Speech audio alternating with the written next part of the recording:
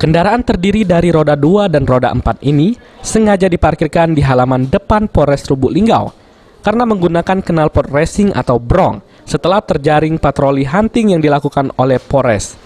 Kasat Lantas Polres Lubuk Linggau AKP Budi mengatakan, patroli terhadap kendaraan yang memakai knalpot racing dilakukan secara hunting ke sejumlah kawasan sejak bulan Ramadan.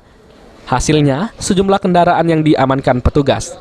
Oleh Satlantas Polres Lubuk Linggau, kendaraan yang menggunakan knalpot racing diberi sanksi berupa tilang. Dan jika sebelum kendaraan tersebut dibawa pulang, knalpot yang dipakai terlebih dahulu dimusnahkan. Kegiatan hunting tersebut menurut Kasat Lantas untuk mewujudkan situasi Kaptipnas di lingkungan masyarakat.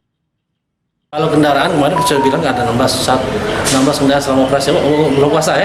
Kalau operasinya kita sambil hunting biasa, tapi nggak jadi masalah karena hunting biasa pertemuan kasat mata, ada kedengaran suara motor kita. Tapi untuk ada waktu belum puasa kemarin, ya ini kita laksanakan satu mobil sama dengan kendaraan 16 untuk yang kena racing gitu. Kita tidak melaksanakan razia, cuma kita hunting situ apabila ditemukan akan kita jaring. Sebelumnya, sebanyak 31 knalpot racing sudah dimusnahkan oleh Polres Lubuk Linggau beberapa waktu lalu. Tri Hajaria, PAL TV.